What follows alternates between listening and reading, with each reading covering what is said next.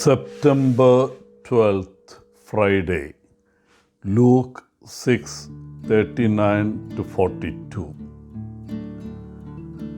Before the era of radio and television, a telephone operator used to get a daily call requesting the exact time.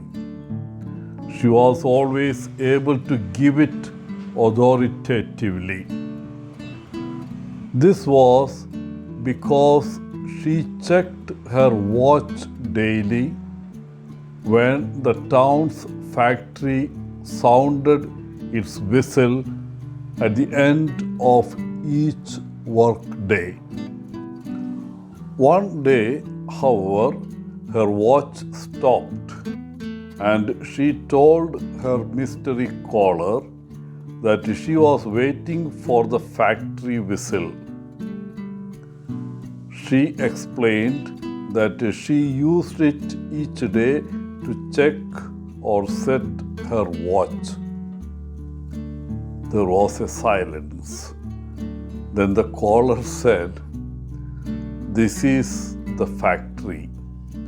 We always use your time to decide when to sound our whistle each day."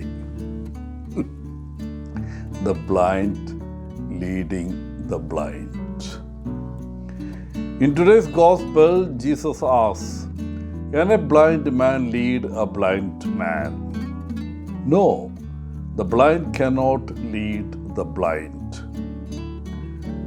The disciple, left to himself or herself, does not know very much and depends on their teacher. But once the disciple is fully trained and has learned everything, it is possible to discern from the teacher. Then the learner becomes an extension of the teacher. At that point, the disciple shares the teacher's knowledge and wisdom and can, in turn, be a guide to others. This is something we all have to do, to listen carefully to what Jesus tells us and make it part of our own lives. Only then can we effectively lead others to Him. Again, Jesus says that we have to be very careful about sitting in judgment on others. Jesus uses a graphic image of someone trying to remove a speck of dust from another person's eye while there is a large log in their own. How can we see properly to correct the vision of our brother or sister when our own vision is so distorted? The faults we so easily see in others are often trivial in comparison with our own shortcomings.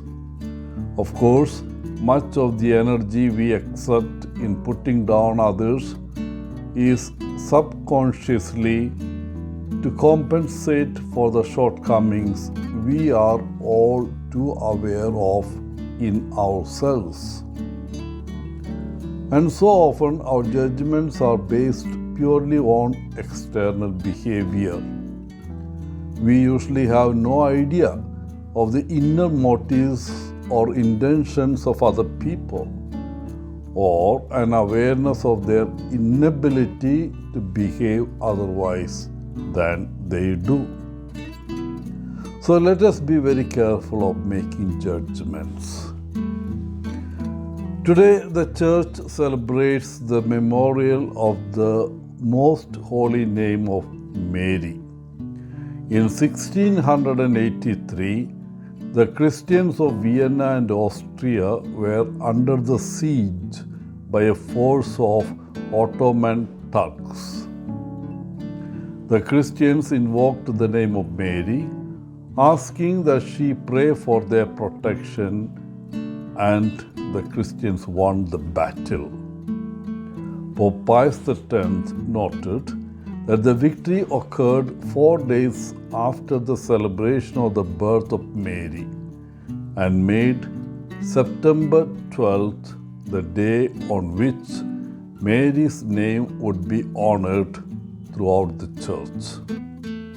So, dear friends, let us also invoke the name of Mary to overcome our prejudices and wrong judgments.